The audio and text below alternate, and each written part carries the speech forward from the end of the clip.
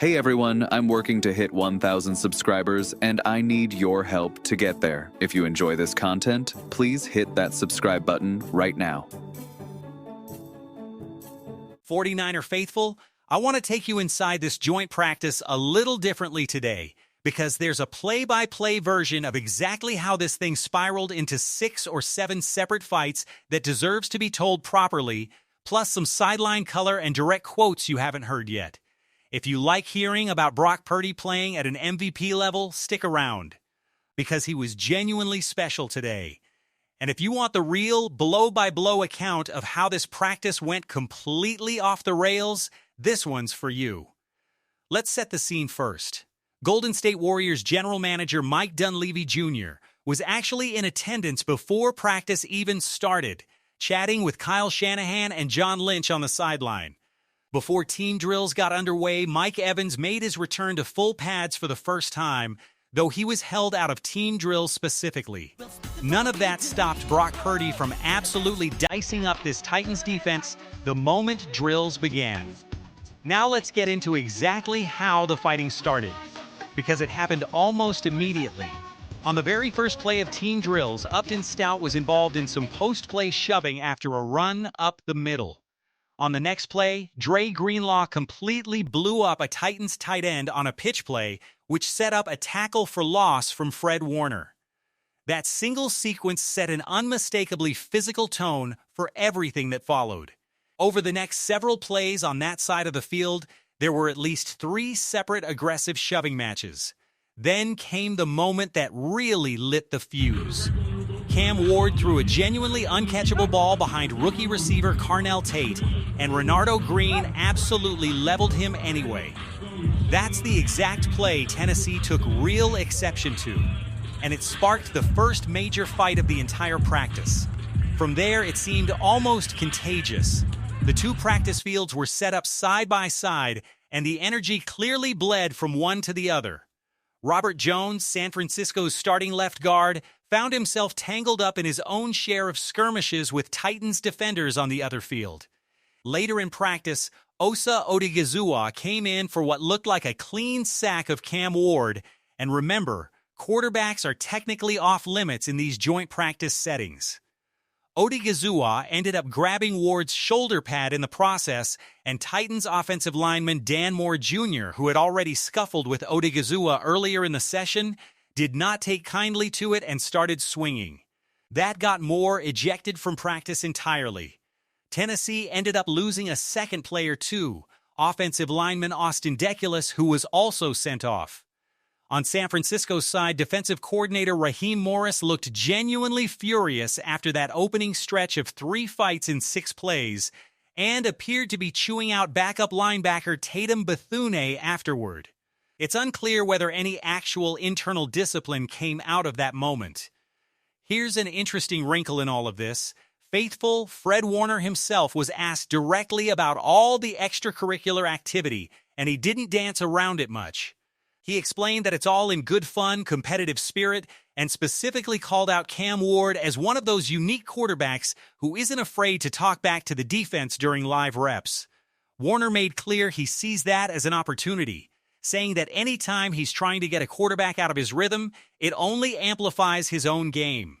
Whether Ward talking trash to opposing defenses ends up helping or hurting him long-term remains to be seen, but Warner was fairly candid that it fired him up personally. He also didn't hide the fact that San Francisco wanted to bring some real extra thump to their tackling today, explaining that after an entire camp of coaches preaching protect the team language, finally getting a real opponent in front of them was a welcome change of pace, a chance to see who could deliver a legitimately physical hit in the open field or in a hole without actually taking guys all the way to the ground. Now, stepping back from the fights for a second, both head coaches were actually asked directly whether the day was still productive despite all the chaos, and both gave a clear yes.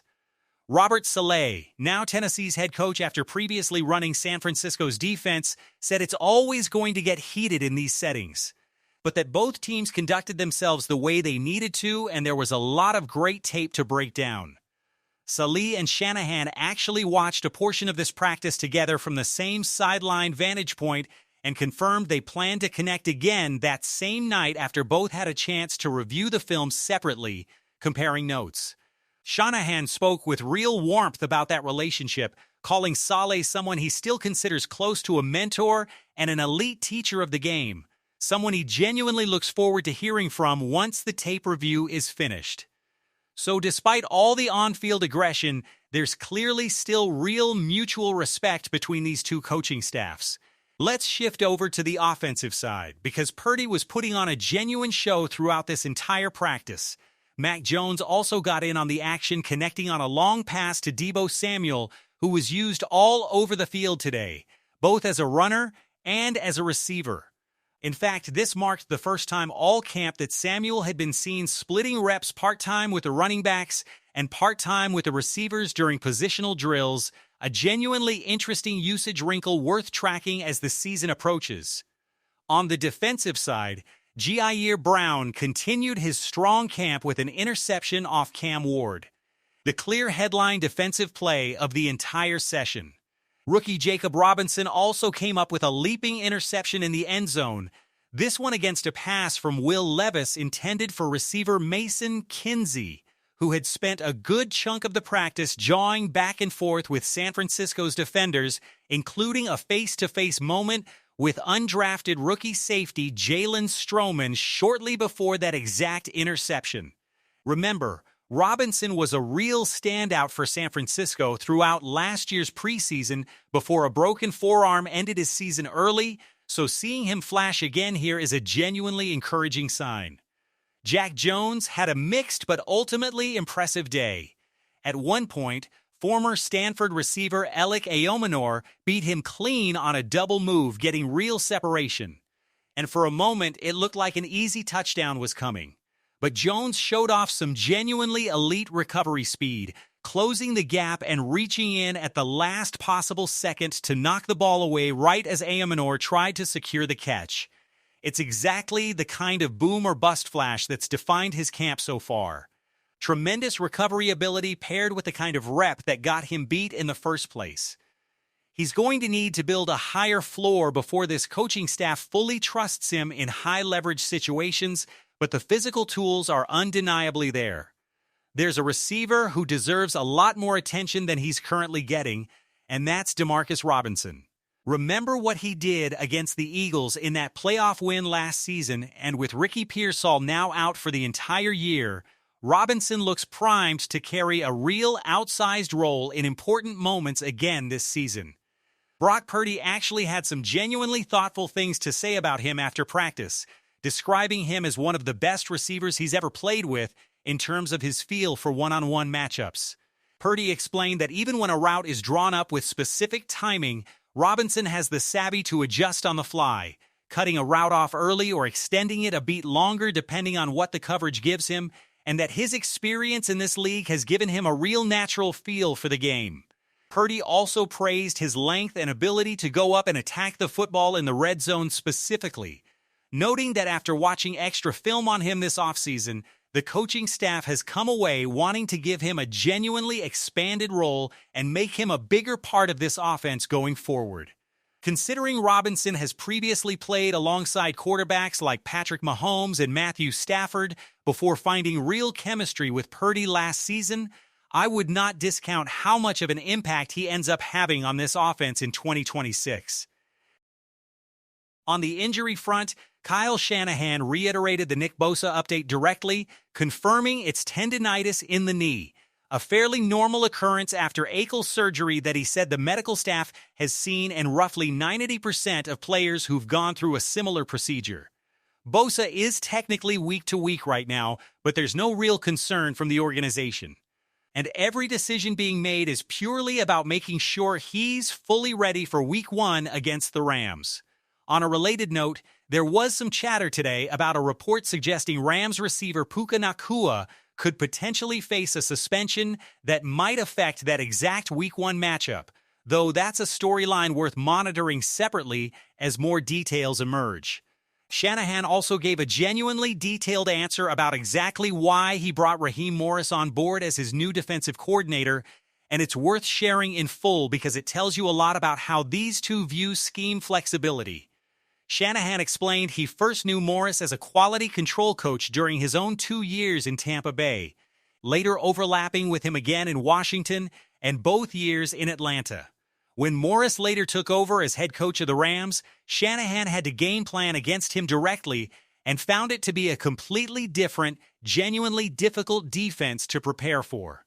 Shanahan made clear that hiring Morris was about the person first, not simply about installing an entirely new scheme.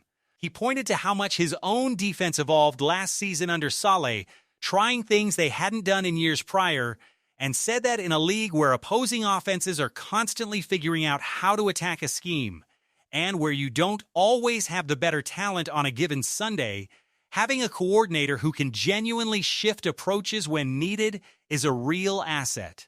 He doesn't view this as a total system overhaul, but he loves that this staff now has the ability to be different when the situation calls for it. A few more scattered notes worth sharing from around the practice field today.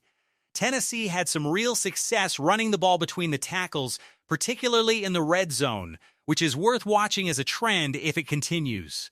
Marquez Sigel picked up a couple of pass breakups of his own, including a physical one against Carnell Tate in the red zone, continuing a strong recent stretch after a rougher outing a few practices back. And in a genuinely fun individual moment, rookie linebackers Jaden Duggar and Larry Worth combined for nearly 14 feet of total wingspan between them on a single snap, both closing in on Cam Ward as he rolled left, extending their arms to create a wall he simply could not see over, forcing him to throw the ball away. Worth was fired up afterward, and it was a genuinely perfect illustration of exactly what this coaching staff is trying to build at the second level of this defense, using real length to disrupt passing lanes and create confusion for opposing quarterbacks. Speaking of scheme wrinkles, Raheem Morris blitzed Fred Warner multiple times during this practice, more often than he's been seen blitzing in any single session all camp. Combine that with Jaden Duggar working as an added edge presence, and it's becoming pretty clear this coaching staff is planning to mix up pressure packages in ways that differ meaningfully from how Robert Saleh typically operated, who generally preferred lower blitz rates and getting home with just a four-man rush when he had the talent to do it. Don't be surprised if Morris throws a few more disguised looks at opposing offenses than this defense has shown in recent years. At running back, things got thin fast. Christian McCaffrey was held out with the same general stiffness that had also affected Dejon Stribling earlier this camp, leaving San Francisco with just Sincere McCormick, Khalil Herbert, and Patrick Taylor Jr. as healthy options. Herbert in particular ripped off a few notable runs during this session, continuing to look like a player rounding into real form. And finally, faithful, I want to leave you with one more genuinely great sideline moment. Brock Purdy was seen chatting with Christian McCaffrey during one of the scuffles, and Purdy later summed up the entire day pretty perfectly when asked about it afterward. He explained that going into a day like this, the pregame message from Shanahan is always about protecting the team and getting better. And every player understands that. But he also acknowledged that these joint practice days are inherently going to be high-intensity, competitive affairs, and that at a certain point, scuffles are simply going to happen. He said the key is being smart about it, not doing something reckless like punching a guy through a face mask and risking your own hand, but ultimately, this is NFL football. Tennessee traveled all the way here to practice against them, and Purdy said you could genuinely feel that competitive energy in the air, and everybody on the roster fed off it. So that's the full, on-the-ground account, faithful A-joint practice that started chaotic in the very first sequence of team drills, stayed physical throughout, and still, by both head coaches' own admission, produced genuinely valuable tape and real productive work heading into Thursday's preseason opener right here at Levi's Stadium. All right, I want to hear from you down in the comments section right now. Which individual moment from this practice stood out to you the most? Jack Jones's incredible recovery speed to break up that would be touchdown, Or Jaden Duggar and Larry Worth combining their wingspans to bat down that pass? Do you buy Fred Warner's read on Cam Ward talking trash, that it's more likely to hurt him than help him long-term? And how excited are you about Demarcus Robinson potentially carrying an expanded role now that Ricky Pearsall is out for the season? Drop your thoughts down in the comments below because I read every single one of them. If today's update helped you feel like you were right there on the practice field with us, please do me a favor and smash that like button, because it genuinely helps this channel grow and reach even more of the faithful who need to see exactly what's happening behind the scenes. And if you haven't already, go ahead and hit that subscribe button and turn on notifications, because we'll be right here with full coverage heading into Thursday's preseason opener against the Titans. Thank you all so much for watching. I appreciate every single one of you, and I will see you in the very next video. Go Niners!